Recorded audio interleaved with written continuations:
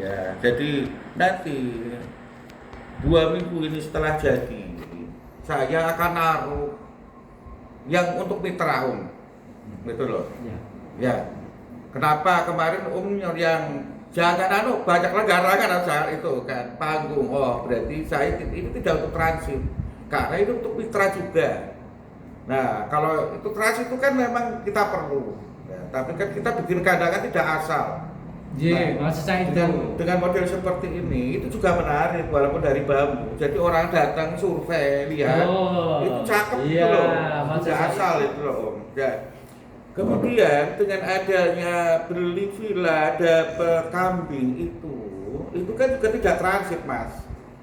Tapi kan untuk berkesinambungan. Iya, sampai orang selesai ngangsur kan begitu. Jadi kalau mamanya Wong Buwono kebijakannya maksimal angsuran 1 tahun, ya 1 tahun harus selesai, kan begitu. Nah selanjutnya orang itu kan ingin berternak terus menerus, itu kandangnya masih bisa dipakai, gitu loh Mas. Jadi kita targetnya itu bukan hanya untuk transit kemudian bikin kandangnya asal, jangan seperti itu. Karena apa? Kan bisa saja kita itu nggak menduga loh Contoh saya orang mitra paling 10-20 ekor. Pikirannya gitu, tapi ternyata kan itu kira sampai 250 ekor ada. Iya, paham. Itu kan. Nah, kita juga ini contoh, saya baru ingat kemarin sebelum puasa ini orang Cimanggu Bogor, tapi bukan kompleks Cimanggunya boleh bukan, tapi orang Cimanggu gitu.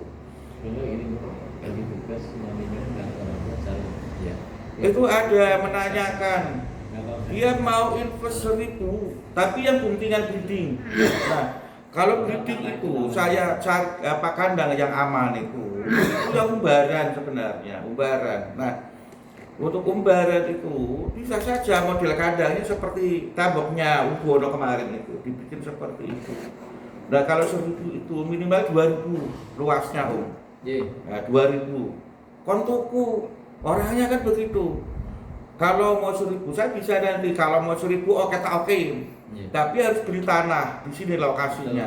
Kan tuh kapling 2.000 meter nih. Ya itu maksudnya tadi yang awal itu. Nah ini kan sebenarnya gayung bersambut yang kemarin ada keinginan calon-calon mitra itu belum kita realisasikan karena kendala itu. Kedua beliau itu minta supaya kalau di Bogor saya mau lah kayak gitu. Nah ini kan termasuk wilayah Bogor.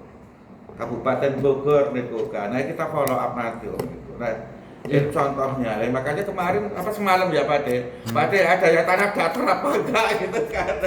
Ya itu kan sebenarnya untuk rencana umbaran sebenarnya gitu. Tapi ya kita nanti lokasi ya kalau 2.000 meter, 3.000 meter mungkin bisa kita bikin. Kemarin tadi bilang pakai ekskavator gitu ya. Kalau luas jauh ya bisa ya. Bisa kan. Nah itu.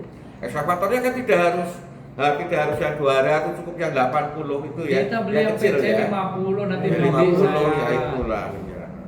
Nanti yang beli tenang aja Pak Yai. Yang penting Jadi itu buktikan Pak De, jadi dalam 6 bulan itu wacana pun tahap pertama itu berarti berapa M, nanti kan saya hitung. Oh kalau 6 bulan 1 semester itu omset penjualan kafe saya sekian. Lu cuma beli ekskavator 250 juta dah.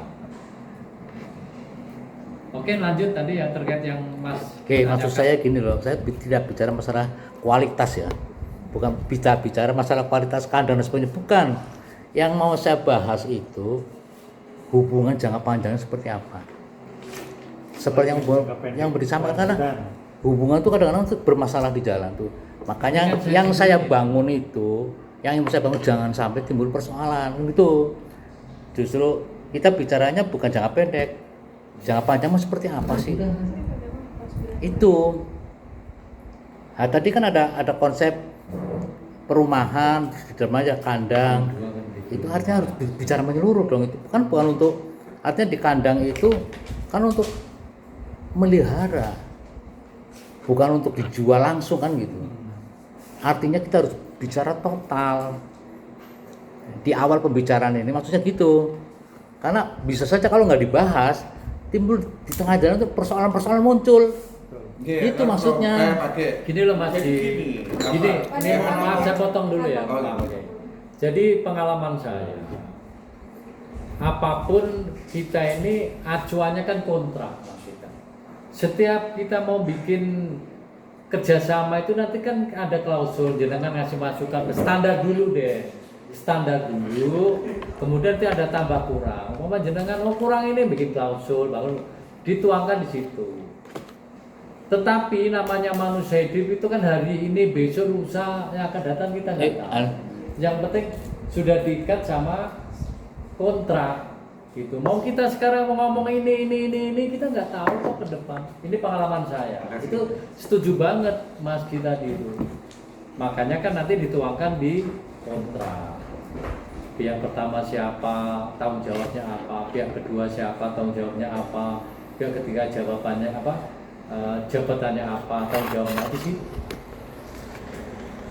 Tapi kita kan nggak tahu perkembangan dan seterusnya kan kita nggak tahu.